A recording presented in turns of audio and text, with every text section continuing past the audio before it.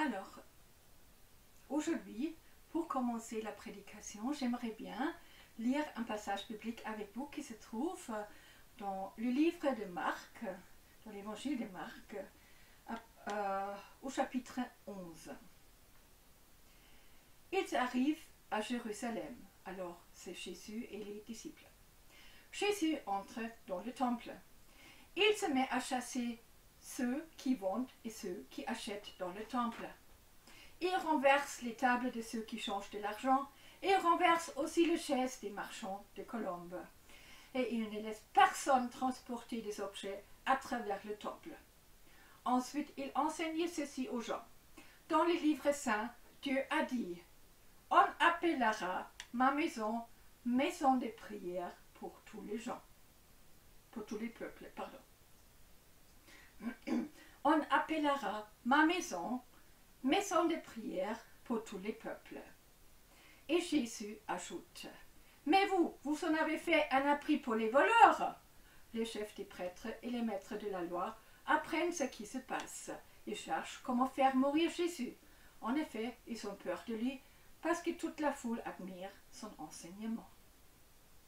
Alors, le passage qu'on vient de lire est assez bien connu. Mais regardons ce que le Seigneur veut que nous comprenions aujourd'hui. Alors Jésus et ses disciples arrivent à Jérusalem. Ils vont au temple, comme toujours quand ils sont à Jérusalem. Mais cette fois-ci, Jésus ne se met pas à adorer Dieu, ou, comme il a fait plein de fois, d'enseigner la foule et de guérir les malades. Non, il prend des cordes, il se fabrique un fouet avec, et il commence à faire partir tous ceux qui sont des vendeurs et des acheteurs. Pourquoi fait-il cela? Le temple juif à Jérusalem, il avait 5 parties. Vous aurez donc une image qui vous montre. En entrant par les grandes portes, on arrivait tout de suite à la première partie, qui s'appelait la cour des païens. La deuxième partie s'appelait la cour des femmes. La troisième partie, la cour des hommes.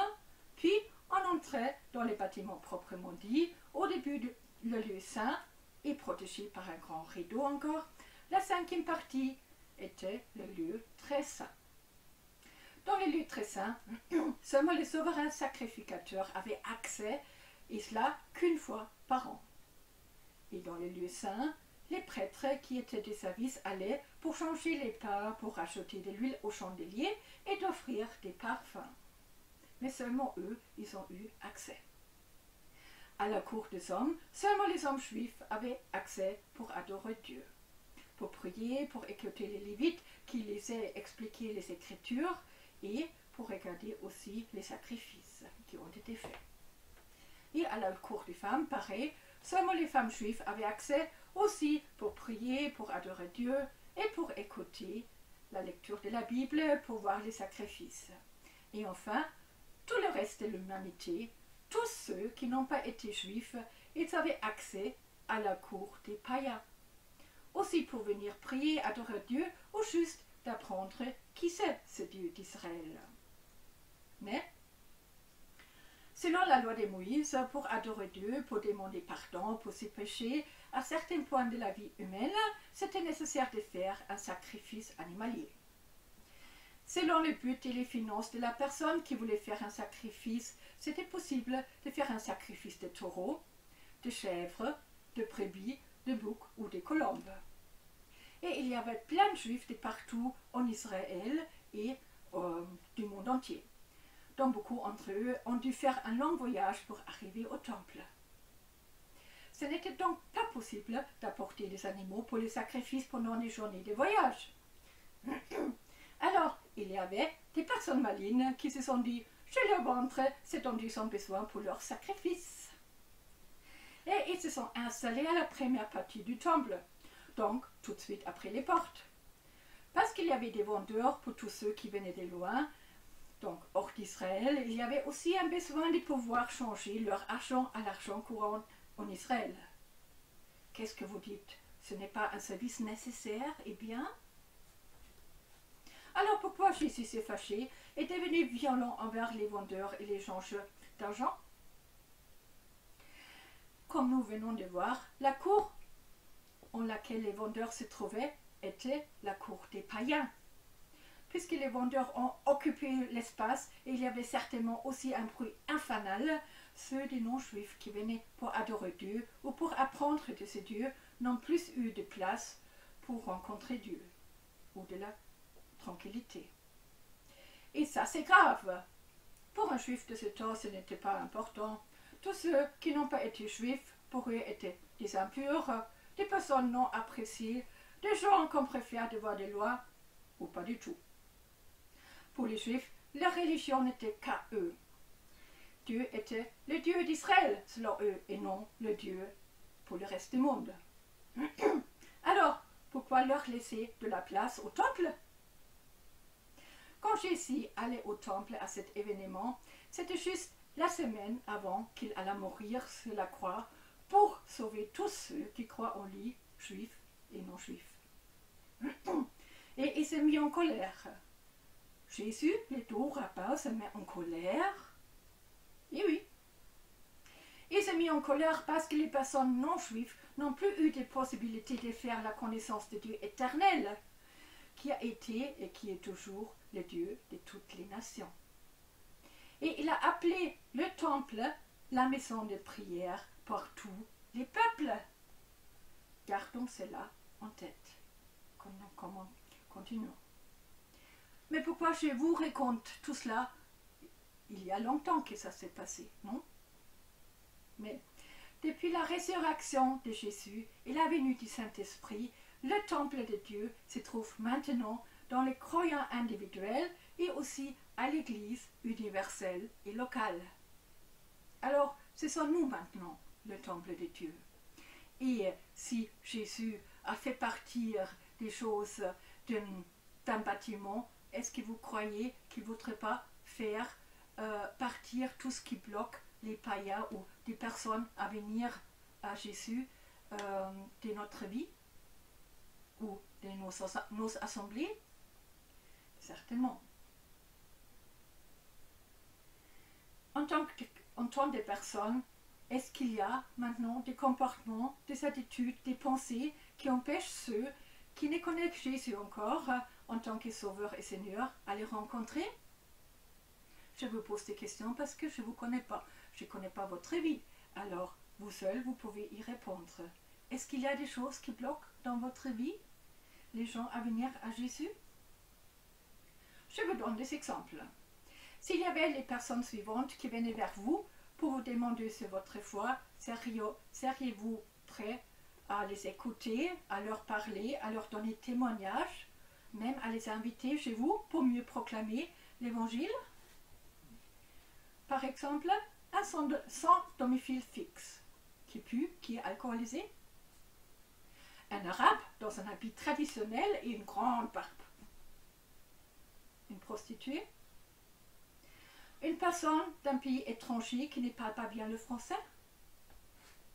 Une personne du village à côté qui ne vous aime pas. Un politicien d'une autre parti politique et ceux que vous aimez. Une personne gravement handicapée. Bon, ça, disons, c'était un peu extrême, les exemples, mais ce sont des exemples quand même vrais. Et c'est vrai, au début de notre vie chrétienne, nous devons vaincre nos dégoûts envers des personnes qui ne sont pas de notre culture, qui ne sont pas de nos cercles d'amis, etc. Mais puisque Jésus est mort pour ces personnes, et il ne souhaite pas autre chose que ces personnes les rencontrent, est-ce vraiment si difficile de mettre à côté nos vieilles habitudes pour parler de Dieu à ceux qui ne le connaissent pas encore? Jésus nous a envoyés, nous tous, de proclamer l'évangile à toutes les nations. Et nous avons de la chance à nos jours, parce que presque toutes les nations habitent chez nous. Vous aimez peut-être pas, mais c'est la volonté de Dieu qui soit là, pour entendre l'évangile, parce que le temps s'approche où quand Jésus veut revenir, et il veut que les nations, et surtout les nations qui sont fermées envers l'évangile, entendent la bonne nouvelle. Et c'est pour ça qu'il y a autant de immigrés en Europe maintenant qu'ils entendent l'évangile et c'est la volonté de Dieu. Et non pas ceux qui font partie de notre nation culture, mais aussi ceux qui font partie de notre propre culture, mais qui sont marginalisés, tels que les SDF, les personnes handicapées, les femmes célibataires avec enfants, etc. Et comment c'est notre vie? Montre-t-elle que nous sommes le temple de Dieu, donc une maison de prière pour tous les peuples? Ou est-ce que notre vie amène les gens de se moquer de Dieu? Parce que nous ne vivons pas ce que nous confessons. Est-ce que les non-croyants sont repoussés de Dieu et de Jésus-Christ à cause de nos attitudes, nos habitudes et notre comportement quotidien? Ça serait très dommage. Et pas du tout dans la volonté de Dieu. Maintenant, regardons nos assemblées. Comment c'est? Je ne connais pas votre assemblée non plus, alors c'est que vous qui peuvent répondre aux questions. Est-ce qu'elles sont prêtes d'accueillir n'importe qui souhaite venir au culte? Est-ce que les bâtiments sont préparés de façon que les personnes âgées, les handicapés puissent entrer, entendre et voir ce qui se passe devant? Est-ce que les bâtiments sont faits que les enfants peuvent entrer et jouer pendant le culte ou avoir une garderie? Y a-t-il des traducteurs pour les personnes qui ne comprennent pas le français? Est-ce que les personnes non connues dans l'assemblée sont accueillies avec amour et respect? Comment approchons-nous les personnes qui viennent la première fois dans notre assemblée? Nous avons eu l'occasion de visiter beaucoup d'assemblées chrétiennes de différentes dénominations.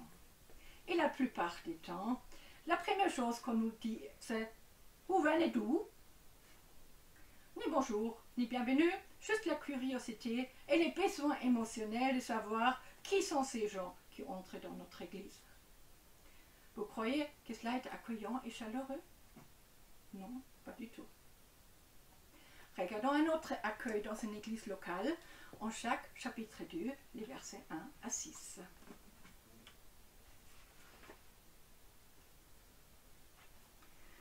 Mes frères et mes sœurs, vous croyez en Jésus-Christ notre Seigneur, plein de gloire. Alors ne faites pas de différence entre les gens. Prenons un exemple. Un homme vit bien là où vous êtes réunis. Il porte une bague en or et des habits très beaux. Un pauvre vient à la même réunion, il est mal habillé.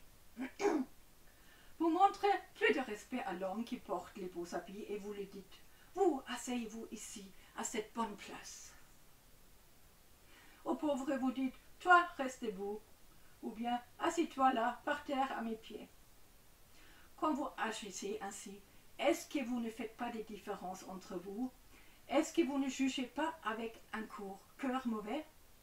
Écoutez mes frères et mes sœurs très aimés, est-ce que Dieu ne choisit pas justement ceux qui sont pauvres aux yeux du monde?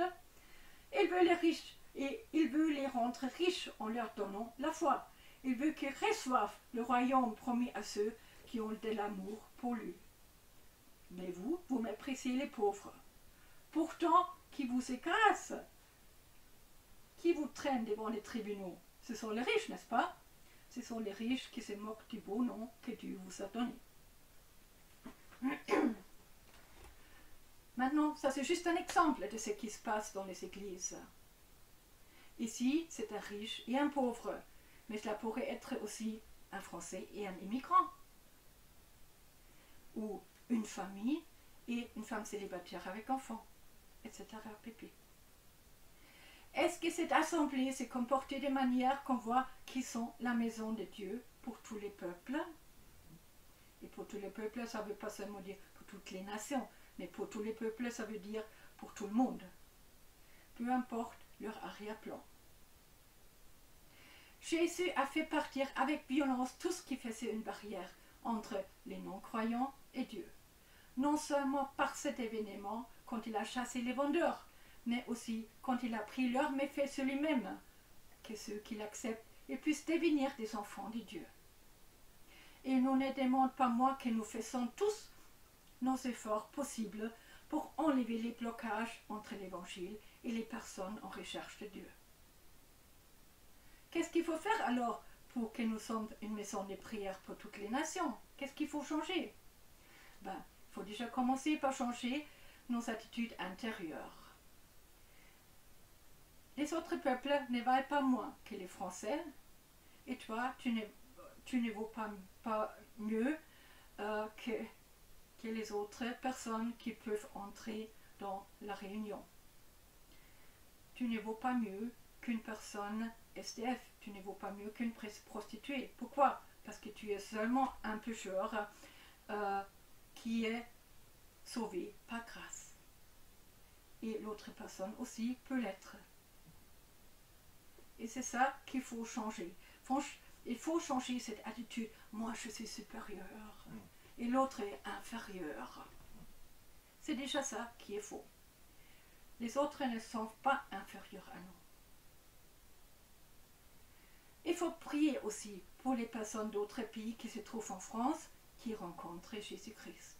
Et aussi pour les personnes qui sont marginalisées dans notre société. Et regardons nos églises et lieux de rencontre. Sont-ils accueillants pour des personnes d'extérieur? Ou est-ce qu'on a encore les bancs du XVIIe siècle qui sont encore confortables pour tout le monde, qui sont impossibles pour des personnes handicapées? Et enfin, regardons nos vies. Sont-elles accueillantes, chaleureuses envers les personnes qui ne viennent pas habituellement à nos assemblées? Mais oui, comment changer ses attitudes, ses habitudes et son comportement? Ce n'est pas facile, non? Mais il y a un chemin. Tournons à Hébreux, chapitre 13, les versets 20 à 21. C'est une prière, mais c'est aussi une promesse. C'est Dieu qui nous donne la paix. Il a fait remonter de chez les morts notre Seigneur Jésus, qui est le grand berger des moutons. Et le sang de son sacrifice a obtenu pour nous une alliance qui dure toujours. Que ce Dieu vous rende capable d'agir toujours bien pour faire ce qu'il veut. Qu'il accomplisse en nous, par Jésus-Christ, ce qui lui plaît. Rendons gloire à Jésus-Christ pour toujours. Amen. Ici, c'est une prière que Dieu fasse ça, mais c'est aussi une promesse. Parce que Jésus est mort pour nous, c'est possible que nous puissions changer afin de faire la volonté de Dieu. Et pour être libéré de ces anciennes choses dans notre vie, il faut l'identification avec Christ dans sa mort et dans sa résurrection. Il faut chaque jour se dire que je suis morte pour les anciennes choses et je vis maintenant la nouvelle vie. Et je pense selon cette nouvelle vie, je parle selon la nouvelle vie et j'agis selon la nouvelle vie. Pour cela, il faut une décision quotidienne de ne plus vivre notre ancienne vie avec les anciennes habitudes, attitudes et comportements. Non, il faut se décider chaque jour, chaque heure à nouveau, de vivre selon la nouvelle vie qui est déjà en moi, en toi, en vous, par le Saint-Esprit. Ce n'est pas dur, c'est juste un choix à faire.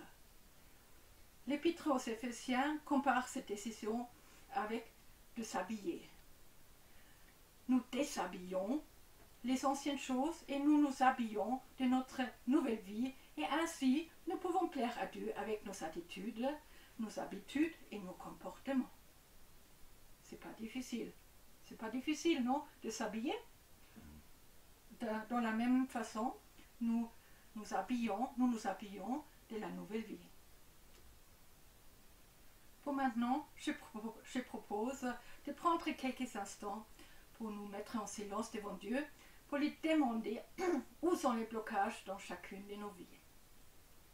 Après, je vous conduirai dans la prière et nous allons chanter un chant par lequel nous pouvons nous réjouir d'être libres de notre ancienne vie.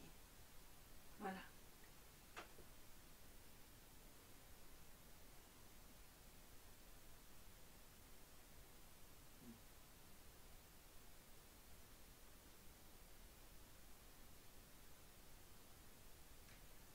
Seigneur Jésus-Christ, je te remercie pour ton sacrifice. Je te remercie que la croix peut nous libérer de nous-mêmes. Et je te prie que tu enlèves tout blocage qui est dans ma vie, dans la vie de Bernard et dans la vie de tous mes frères et sœurs qui écoutent cette vidéo. Seigneur Jésus, travaille en nous tous, et change-nous, que nous puissions vraiment être une maison de prière pour toutes les nations, pour tous les peuples. Merci Seigneur que c'est ta volonté, et merci Seigneur que ta volonté se fera. Amen.